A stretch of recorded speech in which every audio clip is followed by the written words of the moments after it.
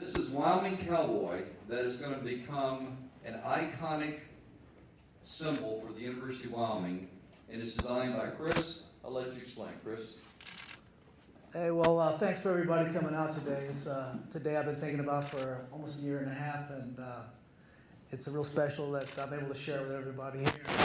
A lot of people are wondering why I'm wearing this sling. Well, it's 4 weeks ago today, I was in a really bad wreck on my horse. I was at a ranch, the Indian Head Ranch in New Mexico, and I broke that morning with some of these cowboys, and they said, this guy started bragging about how fast this horse he had, and I said, well, I got this Wyoming horse that can run pretty fast.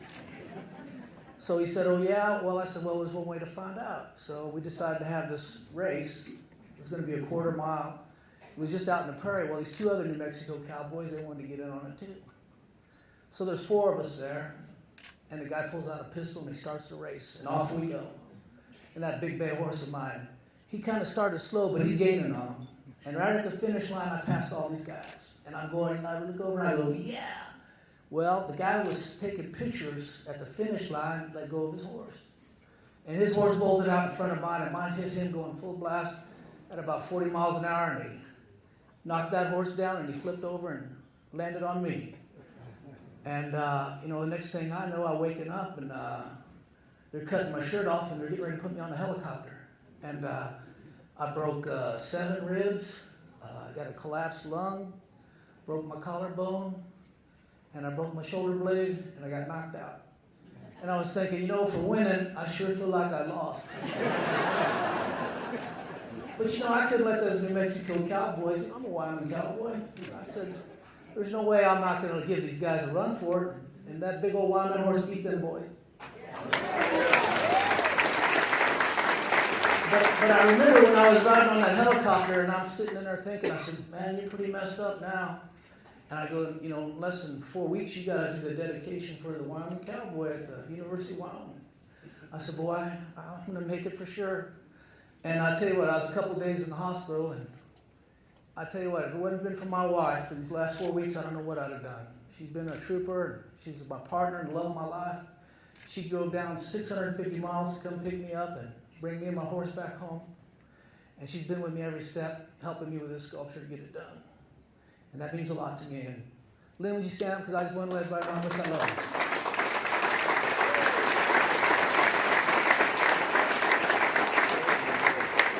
you. Well, now that I'm here, there's a lot of other people I'd like to thank. I'd like to thank Mick and Susie McMurray for asking to keep me in mind when they decided to do one of these sculptures. I really appreciate your support through my career. It's been a real blessing.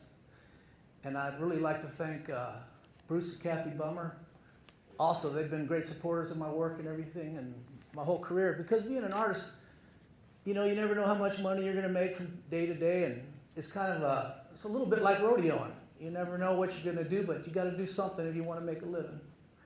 And so rodeo's been a big part of my life. And there's another person I want to thank is Duck Ray. He's my young assistant over there.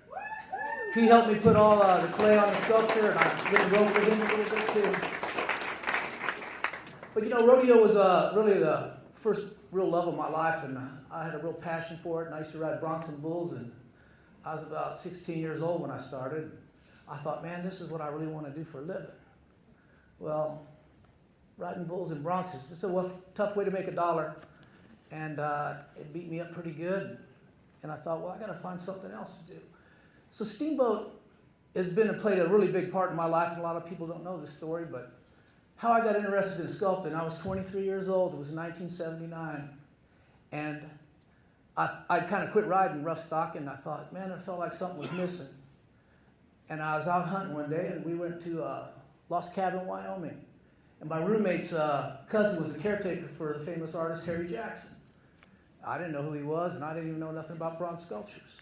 But we went in there, and Harry wasn't even there, but there was that sculpture of Steamboat called Two Champs. And it was the most beautiful thing I'd ever seen. It was about 3 feet tall. And I said, you know what? It had a power in it that I wanted to have. And I said, how much is that sculpture? I'd really like to own that.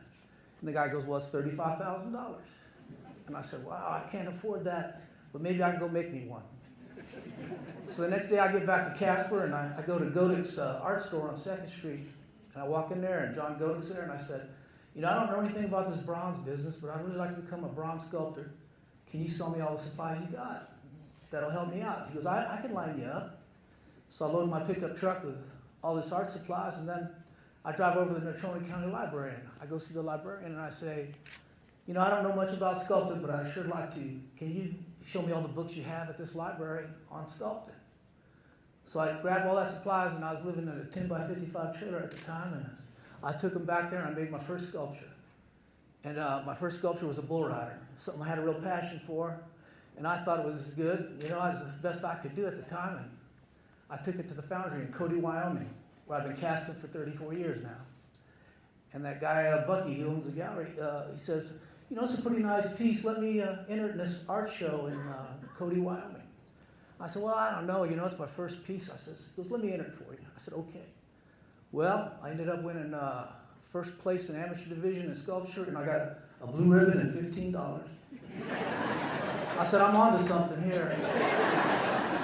I like to tell people that I still have that blue ribbon hanging in my studio, but I spent that $15.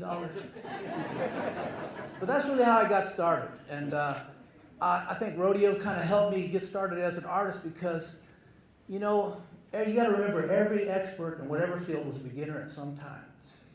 And you can't win unless you enter, and you don't know what you can do until you try.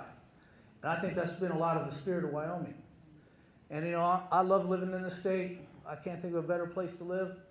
And it's such an honor to be able to do Steamboat. And I've probably sculpted more bucking horses than any other subject matter in my career. And Steamboat, he was an awesome bucking horse, born, you know, at the turn of the century. And he was a black gelding, and he was 3 white socks. Well, when he was 3 years old, I love the name, you know, the story about how he got his name. So these cowboys are going to go gelding, and he's a 3-year-old. So they rope him and front foot him, and they knock him down. But when they knock him down so hard he breaks his nose. And horses have these big, long nasal cavities. Well, it bent in and acted like a reed. So every time that horse would buck, he'd whistle. And that's how Steamboat got his name. And he started out to be a ranch horse. And he was born in Albany County. And them cowboys just couldn't get him to work because all he wanted to do was buck them off. I think he was still mad about the broken nose. Anyways, he was voted the worst bucking horse, which meant he was the best, at Cheyenne Frontier Days in 1906 and 1907. And I've always liked that spirit, and the logo has always meant something special to me.